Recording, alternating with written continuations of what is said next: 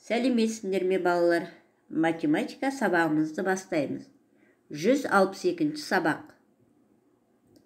Бүгінгі сабағымыздың тақырыбы жазба болашақтың көлігі деп аталады. Сабағымыздың мақсаты кеңістік геометриялық фигуралардың пирамида, цилиндр, конус жазбасын танисың, фигураларды олардың жазбасымен сәйкестендіресің және үлгісін құрастырасың.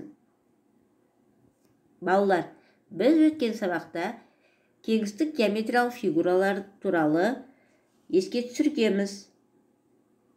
Бірінші тапсырмаға назар аударайық. Қандай геометриялық фигуралар болашақтағы көліктерге ұқсайды? Осы көліктердің үлгісін дайындау үшін қандай фигураның жазбасы қажет болады?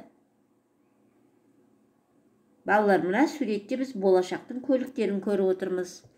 Бірінші суретте бізге қандай фигураның жазбасы қажет болады?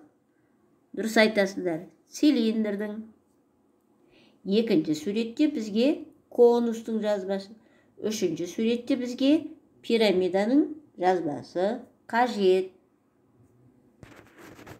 Екінші тапсырмаға қарайық.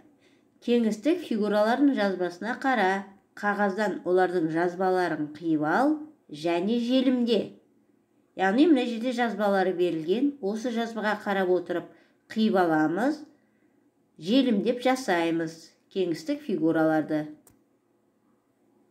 Бұл жерде бізде тікбұрышты параллелепипед жазбасымен, текше жазбасымен, цилиндр жазбасымен және төртбұрышты пирамида жазбасымен берілген.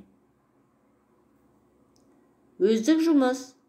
Оқулығымыздың 120 бетіндегі номер 3, номер 4, номер 5 тапсырмаларды орында. Іске сәт балалар, тапсырмаларды жақсы ұқыпты орындаймыз.